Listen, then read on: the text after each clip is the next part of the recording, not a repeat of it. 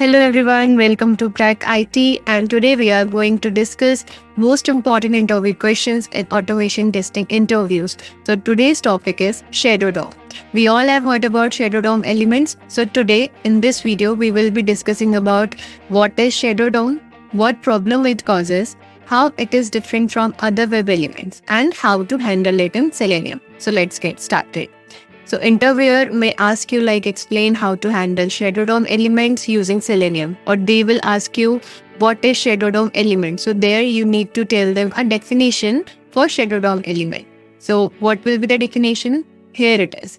Shadow DOM elements cannot be accessed directly using standard locators by ID, by XPath, making them difficult to interact with using traditional Selenium methods. This definition is very simple and easy to learn and easy to remember also. So you can tell this definition, this will be more than enough to give the answer.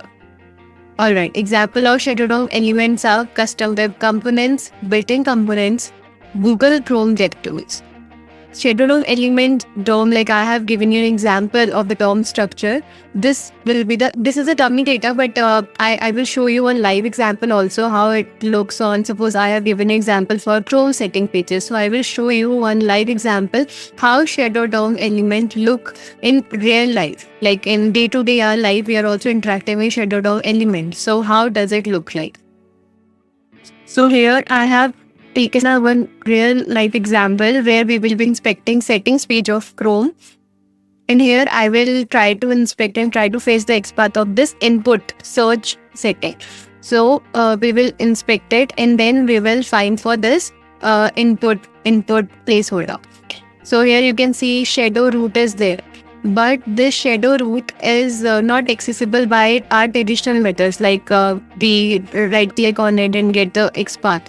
But that XPath will not be working for us. We will try different methods. Suppose I'm trying to fetch it with very common method like we right click on it, we copy the XPath, but that XPath will not reflect. Here at below, I have pasted that XPath, but see if you can see there's 0 of 0, like no element is there. It is not able to fetch any of the element there. So this is the reason we cannot use the traditional method of Selenium to fetch the Shadow DOM element. So this was the live example. I mean, this problem we can solve by using different methods. So how can we handle these kind of elements? Let's see. How to handle Shadow DOM elements using Selenium? First of all, standard Selenium fails for Shadow DOM. Like we have seen, Shadow DOM elements cannot be accessed directly using standard locators. But if you try like web element, shadow input, or like the traditional thing, driver.find elements, or we do commonly, that will not work. Our common things will not work for Shadow DOM element. What will it cause? It will throw an no such element exception because shadow input is inside a shadow root. Real world websites with Shadow DOM are like Google Chrome setting pages, Google Play Store, Salesforce Lighting, Google Chrome DevTools, web components, etc. So these are all the websites where Shadow DOM is being used. Now let's see how can we handle this. Scenario, suppose we will automate Google Chrome settings page and retrieve the search setting input box like the problem I have showed you. So I will show you the solution. How can we fetch that? First, we have to inspect the Shadow DOM. So first, the step would be open Chrome and go to Chrome settings, right click on search settings input box and click inspect. You will see multiple nested Shadow DOMs like I have shown you right now.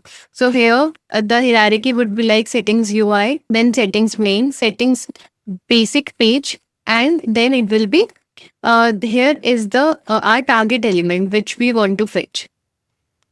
So for this, here is the code. Don't get worried like this is a very complex code, but this is not a complex code. I will explain you line by line. So let's understand it. Keep it simple. Understand step by step, then you will be able to handle it. So first of all, these are very common steps that we do before launching a web browser or anything. So first you have to set up a Chrome WebDriver or whatever browser you want to use. So first you have to set up the web browser driver.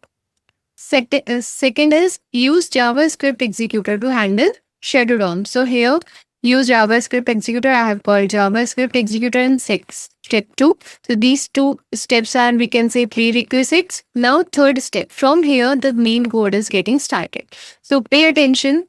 So step 3 is get shadow root for settings UI. So if you can see, I have placed this piece of code here. So if you can see our code, this code is starting from settings UI. So first, if I want to go here, I have to fetch the element here.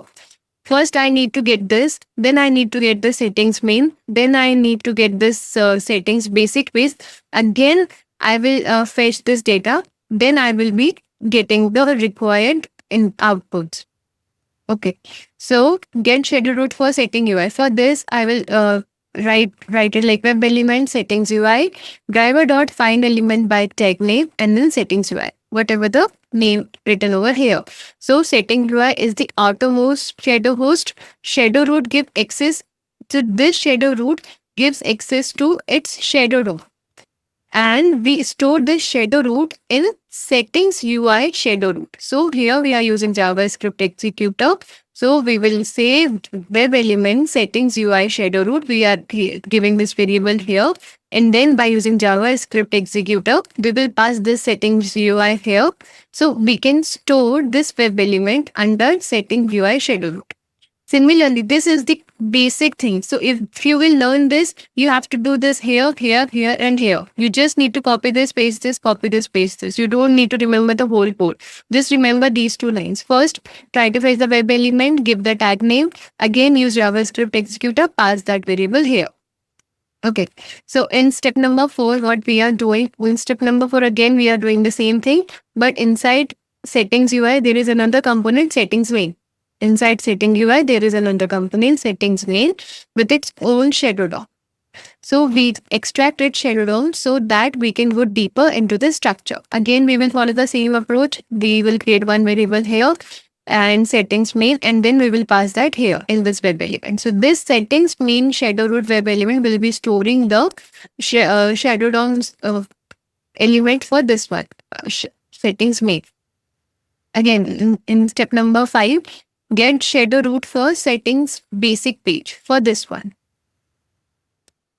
So what we are doing here, inside settings main, there is settings basic page. This settings basic page. Again, with the shadow DOM, we extract a shadow root to move further inside. We are following the same approach. So this is not a very complex code, but you have to remember this concept so you will be able to fetch the all the shadow DOM elements in the code. All right. So in step number 6 also we are doing the same. So if you observe, by doing this, suppose settings UI, settings main, settings basic page and search field, we came till here. All right. So in final step, find the search input field like this one, input field. We are finally till here. So if I want to fetch it, then I can use my traditional methods, web element, search input, search field shadow root, like we have given it here. And under this, like my input ID, search input is under this root only. So I will pass this and then I will find my element inside this root. So I have to give this input, search input.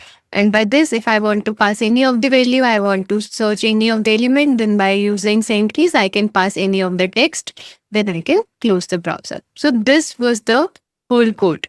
So if you have any doubt, you can post in the comments or you can join my Telegram channel, WhatsApp community.